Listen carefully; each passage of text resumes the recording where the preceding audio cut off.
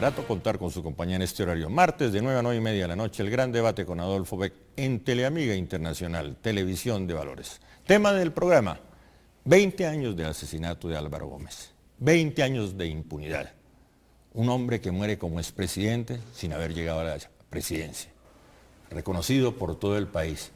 Esta es una forma de oxigenar, de comentarle a las nuevas generaciones quién fue Álvaro Gómez y un aporte muy importante a la historia, la investigación, el nuevo libro del doctor Pablo Victoria, Memoria de un golpe. Invitados, quiero saludar a la doctora María Elisa Uribe. Bienvenida. Muchas gracias por esta invitación. Grato verla. Doctor Pablo Victoria, ya lo cité, bienvenido y felicitaciones por la investigación, por el nuevo libro.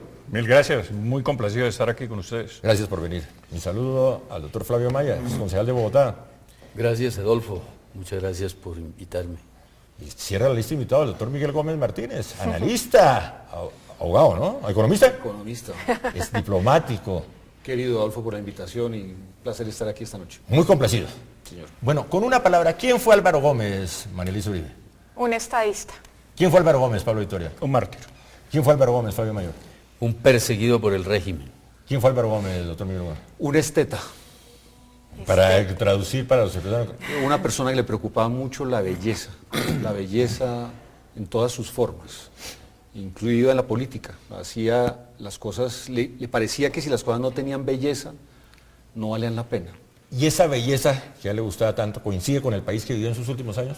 No, yo creo que él vivía muy atormentado con lo que pasaba en Colombia y digamos toda su vida fue una reflexión sobre los problemas nacionales, planteando soluciones, abriendo debates políticos y buscando el poder que nunca obtuvo. Entonces, en el fondo, su vida parece una enorme frustración y hoy cuando la miramos retrospectivamente, 20 años después de su asesinato, parece una vida llena, plena, una vida rica, me parece fructífera, fértil.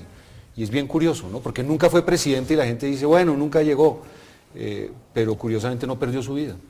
¿Por qué el país lo recuerda con ese cariño, superando incluso los límites partidistas? Liberales, conservadores. Hoy, bueno, pues yo creo que su muerte dramática pues ha ayudado a que su trascendencia histórica pues aumente. Pero lo que pasa es que cuando las ideas decantan, terminan teniendo mucho sentido, y mucho lo que dijo él sobre el desarrollo económico, sobre la planeación, sobre los temas agrarios de Colombia, hoy en día tiene mucha relevancia. Prueba de que era un clásico. El clásico es el que no pasa de moda. Y lo que es clásico termina siempre siendo moderno, que es bien curioso, ¿no? Las cosas que no se envejecen, que no pierden vigencia, terminan volviéndose modernas, y sus ideas me parece que hoy en día son muy modernas. Sí, de esa crítica sobre el Partido Conservador, que hoy tiene vigencia. Más conservatismo que Partido Conservador. Sí, esa fue una frase demoledora. Sí. Que es eso es lo que estamos viviendo en este momento. Así es. Cierto. Bueno, vamos al tema central, su libro.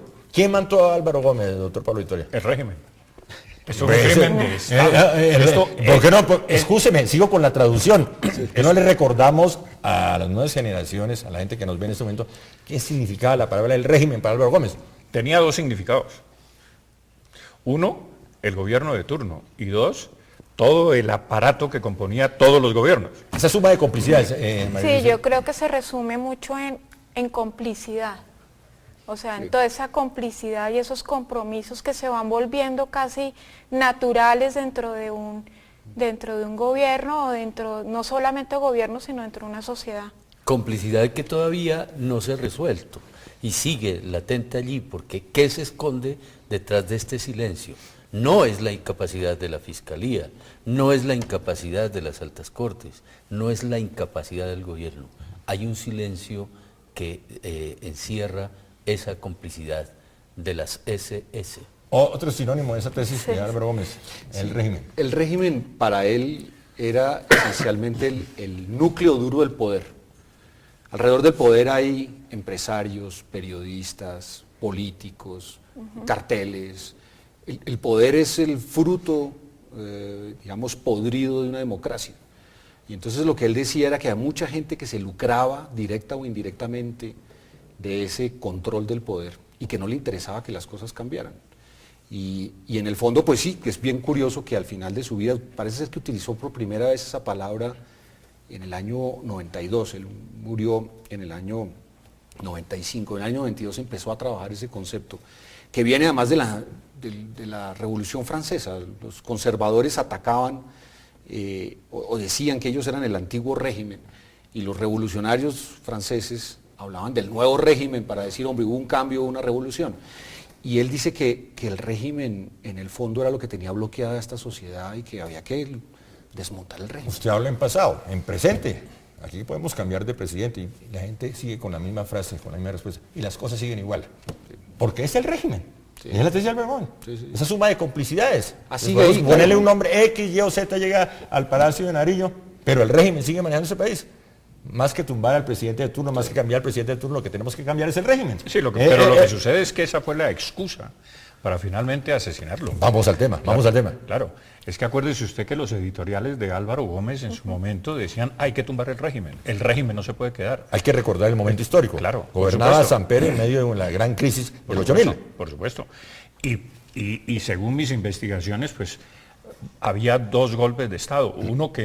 Dos golpes de Estado, presumiblemente uno que auspiciaba Hugo Mantilla, con el general Zúñiga y otros personajes demasiado expuestos para que fuera un golpe serio, entre otras cosas, y otro que se cocinaba entre bambalinas, porque todo el ejército colombiano en aquel momento y todos los comandantes de fuerza estaban prácticamente de acuerdo, y así termina mi libro, en que había que tumbar el régimen. Y el régimen lo asociaban con el gobierno de San Pedro. Un momento, un tema. Una cosa es el golpe de Estado para tumbar un presidente y otra cosa... No, por eso le digo que tiene dos lecturas. Sí. La lectura, como dice Miguel, que era la lectura global de un régimen compuesto por muchísimos estamentos, entre ellos los políticos, los periodistas, los jueces, etcétera, y el otro que era concretamente un gobierno absolutamente corrupto y absolutamente desprestigiado como el gobierno de Samper. Y entonces se aprovechó de esa circunstancia porque el régimen creyó que ese régimen del que hablaba Álvaro Gómez se dirigía exclusivamente a tumbar al gobierno. Y con esa excusa es que se asesina a Álvaro Gómez, entre otras razones porque roto el hilo constitucional, pues los narcotraficantes para justificar el golpe tenían que salir extraditados de Colombia y eso no le convenía a los narcotraficantes y fueron los narcotraficantes los que pagaron por el asesinato de Álvaro Gómez. ¿Coincide usted con esa versión histórica del asesinato de Álvaro Gómez, María Elisa Uribe? Pues la verdad creo que para el común de la gente la investigación sobre el asesinato de Álvaro Gómez es muy confusa.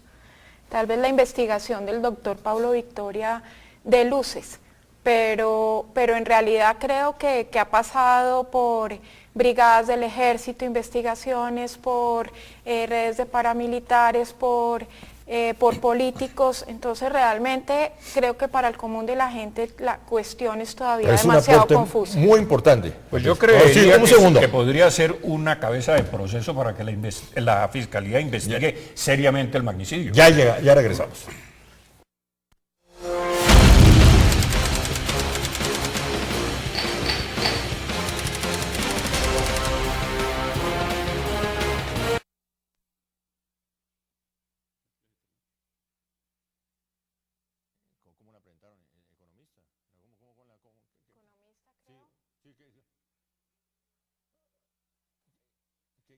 ¿Qué cargo tiene usted en el Partido Conservador? Pues ahorita me destituyeron del directorio de Bogotá, no mentiras, dirigente del partido y miembro de la Junta Directiva del Siglo. Eso.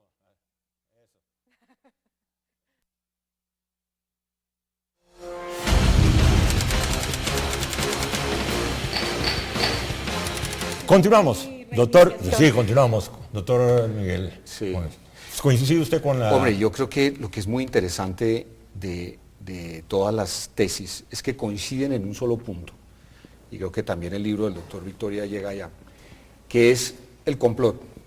O sea, el asesinato no es simplemente una operación criminal, sino detrás hay todo un andamiaje que busca confundir la investigación, desviar la investigación, asesinar los testigos, desaparecer las pruebas.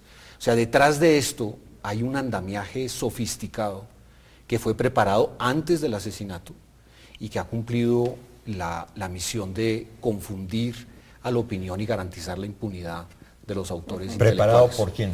Pues es tan sofisticado, tan sistemático y tan metódico que tiene que ser gente con muchísimo poder en ese entonces. ¿Y eso nos llega a qué punto?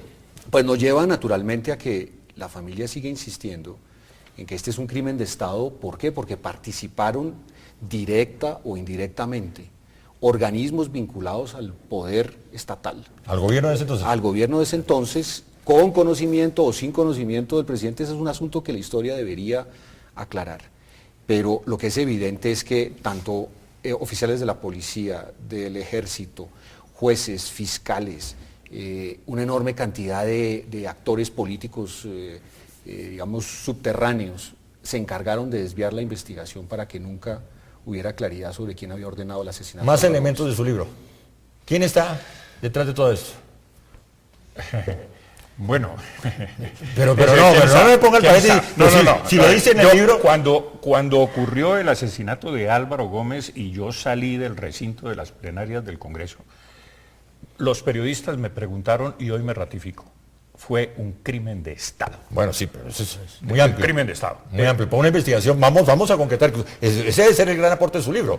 Porque si no seguimos con la misma tesis, un crimen de Estado. Y continuamos navegando en ese. Bueno, lo que sucede es que, ya lo dije, esto podría servir de cabeza de proceso para una investigación seria por parte de la Fiscalía, porque doy muchas pistas. Pero deme. Aquí están Pero, todas las pistas. pero por No, favor. mire, yo creo que realmente Memoria de un golpe de Pablo Victoria va a ser cabeza de proceso, pero en la Corte Internacional, porque creo que es en la única parte que avanzará la investigación. Excúseme, pero Realmente si está en el libro, ¿por qué no me concreta en este Pues no espacio? lo compra. ¿Por qué no concreta? ¿Por qué no Hechos nuevos, Sí, hechos porque nuevos. eso, ¿qué es lo nuevo que nos trae en el libro? Mire, lo que le puedo decir es lo siguiente, el golpe prácticamente estaba no solamente cocinado, sino que todo el país lo pedía. Y al final del libro, todos los comandantes de fuerza congregados en el Ministerio de Defensa, y yo estaba allí, le decían al general Bedoya: ordene mi general, ordene mi general, ordene mi general. Y cuando la orden no venía, yo le dije: general, usted no puede decirlo, pero yo sí puedo decirlo, abajo el gobierno. Yo era parlamentario. Y el ejército entero dijo: abajo. Ese era el Esa es golpe, una- ese era el clamor del golpe por el cual asesinaron, a mi juicio, No, a Álvaro pero Gómez ¿cómo Hurtado. relacionar una actitud de los militares de ese entonces con Álvaro Gómez? ¿Por qué Álvaro? Porque los narcotraficantes, al romperse el hilo constitucional y legal del país, iban a ser extraditados. Porque en ese momento no había extradición y se había negociado con ellos la entrega y estaban todos en las cárceles. Entonces, sencillamente le mandaron razón desde altas fuentes del gobierno a los narcotraficantes que estaban en la cárcel: ustedes verán qué hacen, porque aquí va a haber un golpe de Estado. Y el cabecilla de ese golpe de Estado se llama Álvaro Gómez. Y les llevaron el documento del golpe que luego se encontró en la casa de Rommel Hurtado metido en una Biblia. Ahí está, aquí está el documento. Pero me da, no me da. Y ese documento se lo llevaron como prueba a los narcotraficantes para que asestaran el asesinato. Claro, ese fue el instrumento que usaron para, mire, se corrobora que va a haber un golpe de Estado con este documento, pero era el documento del otro golpe de Estado, que era el que lo estaba craneando Mantilla, Hugo Mantilla, con otros generales. Hugo Mantilla, que en paz descanse. Entre otras cosas, porque el ejército estaba dividido en dos: los que estaban con el presidente Samper y los que no estaban con el presidente Samper. Pero los dos estaban unidos, esos dos sectores unidos en torno al golpe. Pero se separaron. ¿Quién? Eventualmente se separaron. ¿Quién lideraba ese sector del ejército que estaba unido al presidente Samper? Pues eso lo lideraba el general Zúñiga, el general Vergara, otros generales. El general Ramírez, etcétera. Eso, deme nombres, deme nombres. Ajá. ¿Y ese grupo que estaba cerca del presidente Samper lideraba un golpe? Pues ese era el de Mantilla y compañía con Rommel Hurtado, que era, entre otras cosas, muy amigo de Álvaro Gómez, y se decía que era el relacionista público del cartel de Cali. Eso es lo que se decía. ¿Y el presidente Samper estaba enterado de esa posibilidad de golpe? No sé si se hizo de pronto a sus espaldas. Ah, no, pero entonces no me clarifica nada. Yo espero datos más. Yo espero datos más. Es que lo de Samper siempre se hacía a sus espaldas. Usted quiere que yo compre el libro y lo voy a comprar porque es el mejor homenaje que le puede dar entregar uno a un autor, pero me tiene que darme datos. Ya regresamos.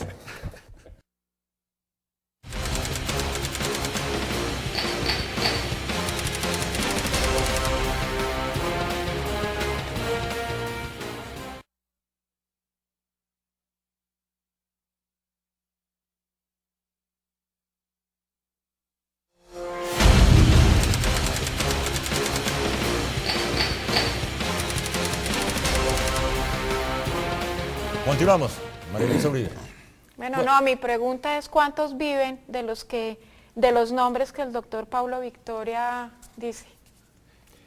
Pues yo lo que le puedo decir es que por lo menos hay 17 personas asesinadas que sabían algo del golpe de Estado. Sí, realmente hace una cosa sistemática. De eliminación de las personas que por algún camino sabían algo. Es una cosa realmente impresionante, o sea, como operación, digamos, de limpieza. Claro, para no dejar rastros, para no dejar huellas. Una cosa aterradora. El último de ellos, pues, Ignacio Londoño. Ese es el número 18. Sí. No quise mencionarlo porque yo no estoy seguro si fue por eso o por otras razones. Pero es el número 18. Pero de todas maneras era una persona clave en todo esto, que tenía un pedazo de la verdad, y el asesinato de él hace unos meses, pues, cierra, digamos, ese camino. Entonces sí hay algo muy extraño. Colombia es el país donde los magnicidios no se resuelven, ¿no? Y siempre se mencionan. Uribe, pues vamos hasta Sucre. Pues. No, pero se supo de Sucre. Nosotros como que políticamente no tenemos la madurez para enfrentar el magnicidio político. Pero escúcheme lo que voy a decir. Para enfrentar la verdad de quién está detrás del magnicidio político. De eso es que no pero hemos escúcheme madurado lo que voy a decir con el respeto por ustedes. Se les nota cierto temor. En el caso, usted que acaba, una cosa es lo que dice en el libro y otra cosa es lo que quiere expresar aquí públicamente. Hay cierto temor, todavía hay una serie de presiones, todavía decir la verdad en este país es peligroso. Adolfo, es que el régimen existe. Eso es que el régimen existe. Peligrosísimo. Después de 18 fallecidos.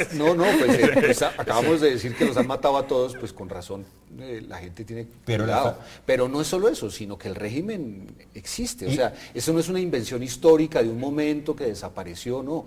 El régimen hoy en día está en el poder, esa coalición de intereses turbios que denunció Álvaro Gómez sigue gobernando a Colombia, y sobre eso todos estamos claros, y por lo tanto uno sabe que se está enfrentando a un poder con múltiples tentáculos que es capaz de cualquier cosa. Y otros se volvieron a reencauchar justamente para tratar de mantener el silencio. Por eso yo insisto que esto no se va a resolver aquí. Pero imagínese usted que la Fiscalía ahora intenta involucrar en esto a Rito Alejo del Río, y a mi juicio Rito Alejo del Río no tiene nada que ver con esto. Y entonces vuelven otra vez a jugarle, a desviar la investigación. ¿Que se está desviando de nuevo la investigación? Otra vez se está desviando la investigación, porque es que, pues aquí están las pistas. Sí. Pero por favor, entréguenme algo. Entréguenme. En este trabajo que hizo la familia para tratar de que el caso no quedara en el olvido, pues hemos descubierto cosas terribles. Por ejemplo, las vainillas de los disparos. Se desaparecieron. Las pruebas de balística, que en teoría pues calculan el ángulo desde el cual se disparó, cuántas veces se disparó, con qué armas, todo ese material probatorio de la escena del crimen desapareció. Han desaparecido testimonios, testigos visuales. Le voy a contar una persona que un día conocí por azar. Me dijo que él había presenciado el asesinato de mi tío. Y yo le dije, hombre, a mí me interesa escucharlo. Y él me dijo, no, yo no puedo hablar más de eso porque yo tuve que irme 7 años a los Estados Unidos, porque apenas dije que yo había visto el asesinato, me cayeron todo tipo de amenazas y me tocó irme y yo tuve que reconstruir mi vida. Para mí ha sido esto un drama. O sea, uno sí ve detrás de esto el poder de una organización criminal sofisticada. Entonces, la idea de que la Comisión Interamericana y la justicia internacional pueda algún día hacer luces, yo creo que lo que ellos van a decir es que como aquí se le ha negado justicia a la familia, la nación pues tiene que hacer un acto de reparación. Pero que en Washington puedan aclarar lo que pasó en Bogotá, pues lo veo muy difícil. Lo único que van a decir es, efectivamente, allá hubo... Van a decir que se les generación de robaron los justicia. maletines, acuérdese lo de... Entonces, ¿cuál es el gran aporte del libro? Lo de Scotland Yard. Entonces, ¿cuál es el gran aporte en una sola frase del libro para la investigación? El gran aporte es que había 2 golpes de Estado y por uno de ellos, que era el más serio y el más verosímil, asesinaron a Álvaro Gómez. ¿Y quién asesinó a Álvaro Gómez? El régimen. ¿Quién?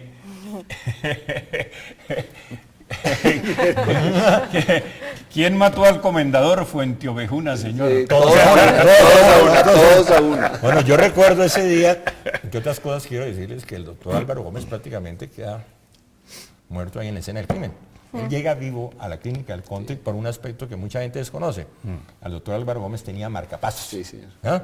Y eso le mantiene generando ahí ciertas señales de vida, llega a la clínica por el marcapasos que tenía. Entre otras cosas, si usted no recuerda, nosotros coincidimos. Es que a él lo mata un solo tiro, ¿no? Sí, claro, el prácticamente queda muerto en la escena. Claro. Si usted mal no recuerda, nosotros coincidimos en la clínica del Conte esa tarde. Sí, claro que sí, por supuesto. Esa tarde. Por supuesto. Porque Acuérdese además que el día del entierro yo iba un poco liderando a toda la gente que iba detrás con la bandera azul del Partido Conservador. Y entre otras hasta el cosas, cementerio que quiero fuimos. reconocer pues esa es la diferencia del doctor Álvaro Gómez cuando lanza la tesis del régimen en mi programa con el doctor Luis Guillermo Vélez y Rodrigo Llorente. Entonces, que él era monotemático para saludar. Y desde ese entonces me saludaba siempre con la misma frase. Nos salió muy bien la cosa, ¿no? Nos salió muy bien la cosa. No, Eso quedó y- bien.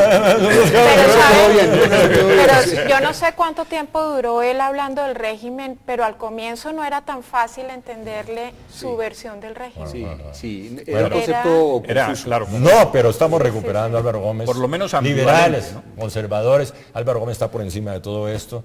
Y lo que señalaba Álvaro Gómez está vigente. Inclusive en el Partido Conservador. Tenemos más conservatismo que Partido Conservador.